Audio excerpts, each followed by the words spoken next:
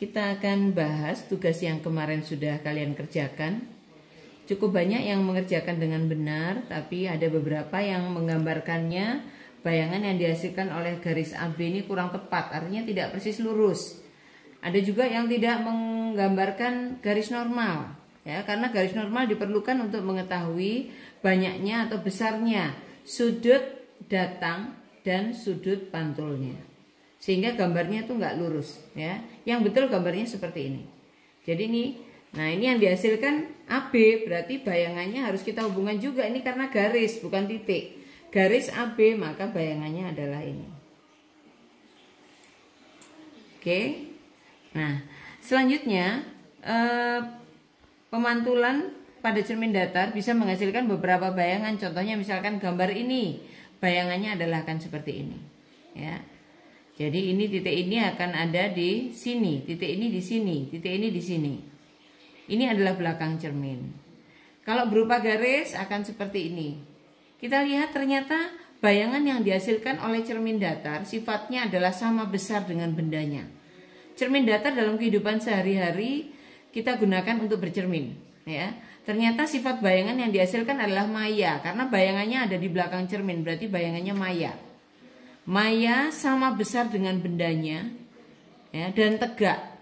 Contohnya kita bercermin, bayangan kita sama dengan kita, nggak mungkin bayangan kita lebih besar atau lebih kecil.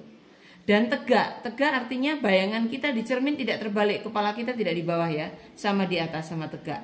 Berarti bayangan dihasilkan pada cermin datar adalah sama besar, maya, dan tegak. Kalau kita lihat jarak dari cermin ke benda namanya jarak benda. Jarak dari cermin ke bayangan namanya jarak bayangan. I, image ini. O adalah objek, jarak benda. Oke. Nah, selanjutnya anak-anak, kita melihat bayangan yang dihasilkan oleh cermin datar. Ini kemarin titik kita sudah menggambar bayangannya, ya. Kalau sudutnya adalah 180 derajat, menghasilkan satu bayangan. Kita lihat kalau dua cermin datar dihubungkan membentuk sudut 90 derajat, ternyata bayangannya akan menjadi 3, 1, 2, 3.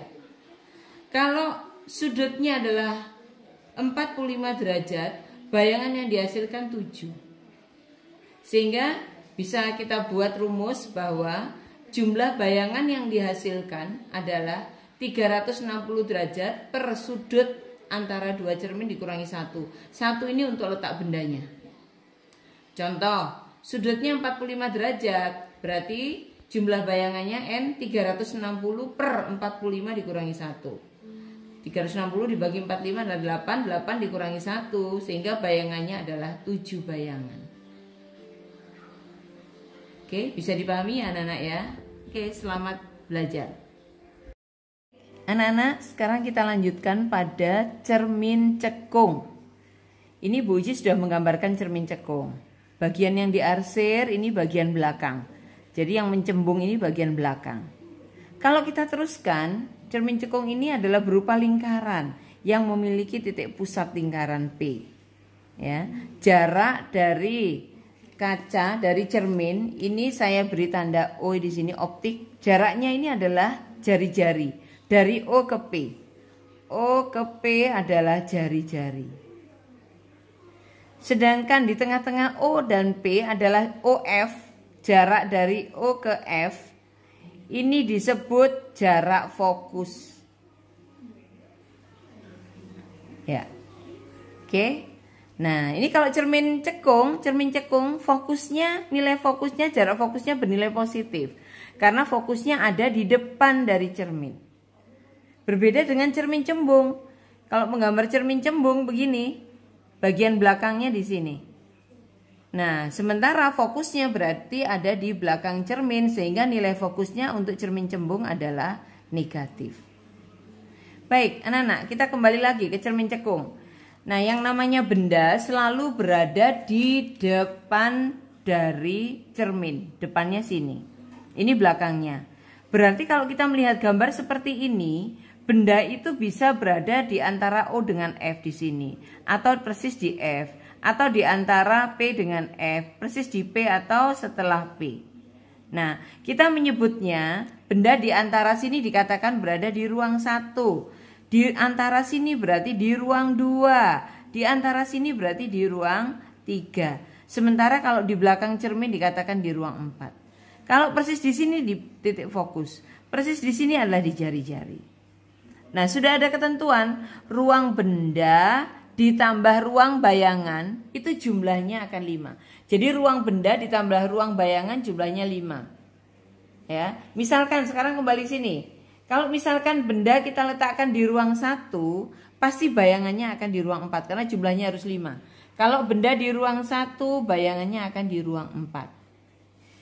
Sekarang kalau benda di ruang 3, bayangannya akan di mana? Berarti supaya jumlahnya 5, bayangannya akan di ruang 2. Kalau benda di ruang 3, bayangannya akan di ruang 2. Itu ya. Oke. Nah, sekarang saya akan mengajarkan bagaimana menggambar bayangan dengan 3 sinar utama. Saya ambil misalkan bendanya ada di ruang 2. Ini ruang 2, ini ruang 1, ini ruang 2, ruang 3 ya. Bendanya ada di ruang 2 misalkan ini. Garisnya balik. Nah, ini bendanya. Ini bendanya.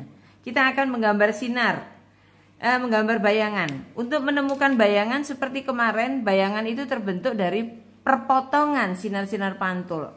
Kita ambil sinar yang pertama. Sinar sejajar sumbu utama. Ini sumbu utamanya. Sumbu utama. Ini optik cerminnya. Sinar yang sejajar sumbu utama, sejajar dengan sumbu utama, dipantulkannya melalui fokus. Nah, ini kena cermin, mantul melalui fokus. Yes. Ini sinar yang kedua. Sinar yang kedua itu sinar yang melalui fokus. Jadi dari atas benda, selalu dari atas benda. Sinar yang melalui fokus, jadi dari atas benda melalui fokus, kena cermin, dash. Dia akan mantul. Mantulnya sejajar sumbu utama. Kebalikannya dengan sinar pertama tadi.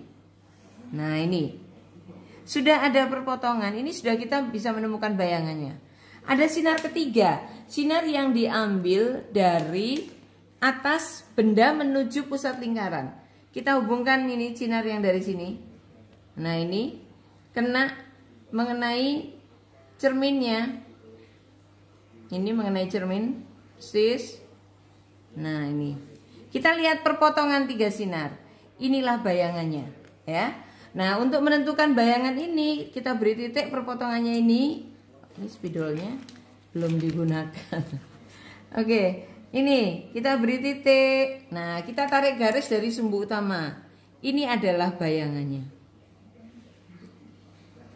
Sifat bayangan ini kita katakan bayangannya adalah nyata karena di depan cermin. Nyata, terbalik, diperbesar semakin besar dari bendanya. Sifat bayangan adalah nyata, terbalik, diperbesar. Bisa ya? Selamat mencoba.